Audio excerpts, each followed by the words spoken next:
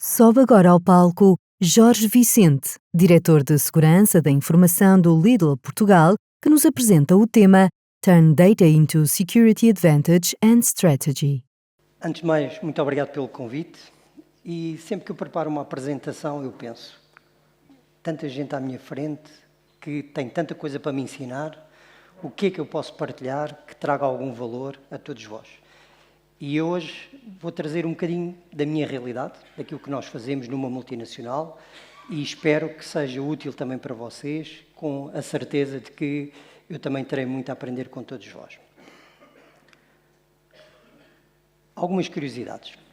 Vocês fazem ideia, por exemplo, que nós recebemos centenas de chamadas na nossa linha de atendimento a reclamarem que acabei de comprar um barbequim fantástico da Parkside no site e ainda não me entregaram. Pois, nós não vendemos esses equipamentos online. Mas eu já comprei, já tiraram o dinheiro da minha conta. É verdade, nós não vendemos. Para além disso, fazem ideia de quantos sites falsos temos que fazer o takedown, temos que informar, colocamos na nossa página, são às centenas. No último trimestre foram mais de 400 sites. Isto são os nossos números, são os números da realidade de uma multinacional. A juntar a isso temos muitos outros números, números internos. Por exemplo, nós temos 172 controlos automáticos. O que é isto, um controle automático? Um controle automático é algo que é executado por uma máquina. É uma instrução dada pela segurança para fazer uma verificação.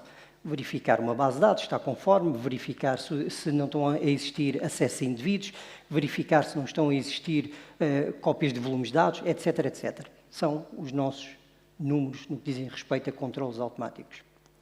Mas também temos controles manuais. Sim, é verdade. A minha equipa é chata e está constantemente a pedir às outras equipas para executarem coisas. Verifica se o backup correu e dá-me o feedback. Têm que ir ao nosso sistema e colocar lá uma evidência. Verifica e faz, por favor, um teste de backup a esta aplicação e aquela aplicação e dá-me a evidência e assim sucessivamente. Isto são os controles manuais. Alguns deles são executados pela minha equipa, outros são executados pelas outras equipas. Todas as equipas contribuem para a segurança da informação. Depois temos as fantásticas vulnerabilidades. Corremos regularmente ferramentas para verificar as vulnerabilidades e temos aos milhares de vulnerabilidades. Muitas delas nunca vamos resolver. E depois temos outras métricas que vêm de pessoas, de treinos, etc, etc. Isto é a nossa realidade, a realidade do CISO. E eu hoje quero ser um bocadinho a voz de todos os CISOs. Nós estamos inundados de métricas, nós estamos inundados de informação. There's nothing wrong with me. Maybe there's something wrong with the universe. Não é o universo que está contra nós. Isto é a nossa realidade e, efetivamente, nós temos milhares de dados. E a minha pergunta para vocês é como é que vocês estão a gerir esses dados? Estão a usar esta informação a vosso favor? Estão a usar esta informação para falar com o vosso board? Vocês sabem que ativos críticos têm? Vocês sabem que vulnerabilidades têm? Vocês têm os vossos KPIs bem identificados? E é este caminho que eu vou tentar ajudar hoje a mostrar como é que nós no Lidl estamos a fazer. E para dar um exemplo, eu trago apenas os 5 pontos que eu acho que são fundamentais e a forma como nós trabalhamos os nossos dados. O primeiro ponto está muito relacionado com as nossas políticas de segurança de informação, depois vou-vos falar um bocadinho sobre Zero Trust. Não é uma buzzword que a gente ouve falar e depois ninguém faz nada. Nós temos o projeto implementado e vou-vos mostrar a forma como nós trabalhamos o projeto. Depois, para além disso, um bocadinho de awareness, que é fundamental e hoje em dia é obrigatório que todas as empresas tenham um plano anual de awareness para garantir a redução e o maior acompanhamento das pessoas. Falar também de um plano anual de auditorias e falar um bocadinho sobre outras ferramentas e processos que temos. Muito bem, primeiro ponto, segurança de informação. Eu hoje, quando pergunto a uma empresa, vocês têm políticas?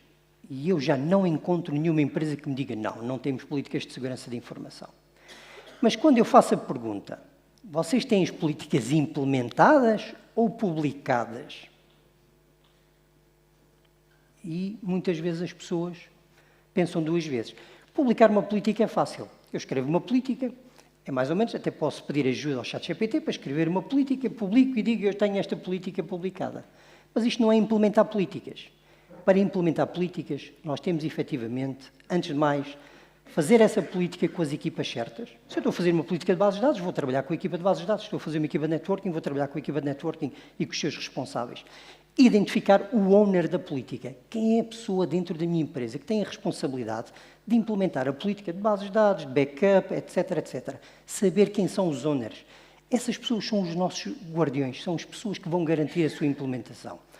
Depois, é fundamental também alinharmos com os standards, como é evidente, aplicarmos um plano de implementação.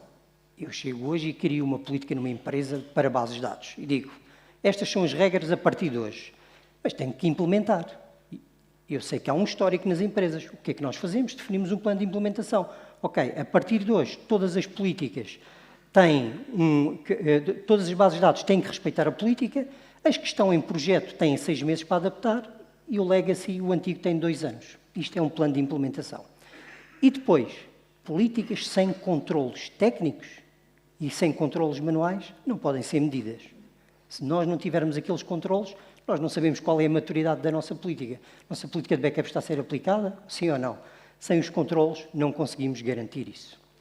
E isto é um exemplo de como nós implementamos.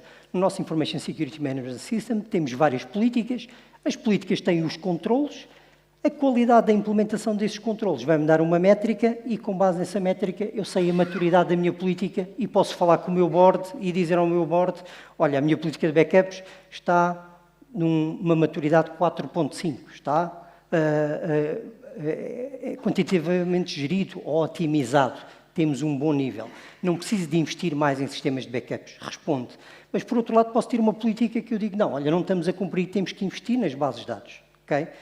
E esta maturidade permite-me entregar este tipo de relatórios ao meu board e dizer, ok, estas são a maturidade das nossas políticas, vamos investir mais neste caminho ou naquele caminho. É a linguagem que eles percebem. É usar os nossos números em nosso favor para termos aquilo que precisamos. Não se esqueçam, é fundamental ter este tipo de métricas. Segundo ponto, Zero Trust. Se formos ao standard, e tem aqui a referência, nós vamos ver que o standard diz, ok, foca-te nos 5 pilares, que são fundamentais. Mas, na realidade, o que nós fazemos é isto. O grande objetivo do Zero Trust é passarmos do perímetro em que aceitamos tudo o que está dentro para uma solução em que passamos a desconfiar de tudo. Isto é, tudo é verificado antes de aceder. E como é que nós fizemos isto? Através de um projeto. O projeto foi dividido nestas etapas. Como vocês podem ver aqui embaixo, estão na mesma os pilares, a identificação, os devices, o network e por aí fora. Cada um dos projetos abordava um conjunto de devices ou um conjunto de domínios e, com base nisso, nós executamos o nosso projeto de Zero Trust. Se não encararem o projeto de Zero Trust como um projeto, nunca vão conseguir implementar, vai ser sempre uma buzzword. Terceiro ponto, plano de awareness. É fundamental termos um plano de awareness. Aqui um número interessante. Em 2023, um relatório da Verizon dizia que 82% dos ataques tinham origem através de pessoas. Graças a Deus, em 2024, este número baixou para 64%. E isto, está aqui um grande trabalho feito, quer para as entidades reguladoras, que têm dado muito foco na questão do awareness e sensibilização, quer pelos CISOs, que têm trabalhado em várias campanhas e têm ajudado muito a reduzir o número. No entanto, está aqui um dado, quase em rodapé, que diz que aumentou 180% ataques a explorarem vulnerabilidades. Okay? Estamos a mudar um bocado o paradigma, estamos a baixar em termos de ataques através de falhas de pessoas e estamos a focar cada vez mais os ataques em termos de vulnerabilidades. Por isso é fundamental trabalharmos nas pessoas, termos um plano, fazer aquilo que nós chamamos a firewall humana e fazer com que cada um dos elementos da nossa empresa tenha, efetivamente, uma postura de segurança e que sejam o primeiro elemento da equipa de segurança de informação. Façam um plano, definam as vossas atividades para poderem ter métricas e para poderem ter dados. O quarto ponto, plano de auditoria. Muito à semelhança daquilo que nós falamos, do plano de awareness, temos de ter um plano de auditoria. Temos que saber o que é que queremos auditar. E para isso temos um conjunto de vantagens associadas. Garantir a conformidade legal, mitigar o risco, garantir a melhoria contínua de todos os nossos processos, termos maior credibilidade e valorizar e validar a eficácia também dos nossos sistemas e dos nossos processos internos. Isto é uma das grandes vantagens de ter um plano. E às vezes o plano pode ser uma coisa simples. Reparem no nosso plano do ano passado. Basicamente, o que nós estamos aqui a falar, do ano passado não, deste ano, a terminar em 26, porque o nosso ano termina em fevereiro e por isso é que nós fazemos de fevereiro a fevereiro. Isto é o plano que nós temos definido em termos de pen testing e em termos de auditorias. Temos a auditoria da PCI e da DSS, fazemos pen test a todos os nossos websites e depois escolhemos um conjunto de ferramentas e de aplicações que achamos relevantes, sempre alinhado com a estratégia e com aquilo que vai mudar dentro do grupo. Normalmente, este plano é feito com o apoio de todos os diretores da empresa. Isto é, eu faço um pedido formal aos diretores da empresa para me dizerem quais são as vossas preocupações para o próximo ano, que novas tecnologias vão ter, que mudanças vamos ter e, com base nesse feedback, nós depois escolhemos aquilo que achamos mais críticos através de um comitê de diretores do IT. Vamos identificar o que é mais crítico. Façam esse plano, definam. O que é que vão ganhar com isto? Em primeiro lugar, vão ter a noção dos custos associados ao vosso projeto, neste caso em concreto de remediação e de testes de vulnerabilidade e por aí fora, número de pessoas e o esforço que vão ter que dedicar. Último ponto, processos de segurança e ferramentas. A NIS, hoje, vem focar muito a questão dos processos. E em muitos pontos vocês vão encontrar, tem um processo de análise de risco, tem um processo de asset management, tem um processo de avaliação de parceiros externos, vocês vão encontrar muito isto. E provavelmente, quando formos auditados, o regulador vai nos perguntar, mostra-me este processo. E a minha pergunta é, estamos todos preparados para mostrar o processo? Estamos todos preparados para dizer efetivamente como é que nós temos a nossa implementação e os nossos domínios e os controlos associados a cada um desses domínios? Isto é um caminho que tem que ser feito, são métricas e são números que nós temos que ter.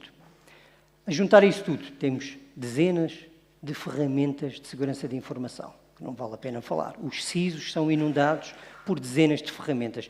São os EDRs, os IPS, as UAFs, as ferramentas de pentest. Nós temos dezenas de ferramentas. Todas estas ferramentas geram volumes de informação, volumes de dados que nós temos que trabalhar. E nós precisamos de ter esta informação cada vez mais consolidada.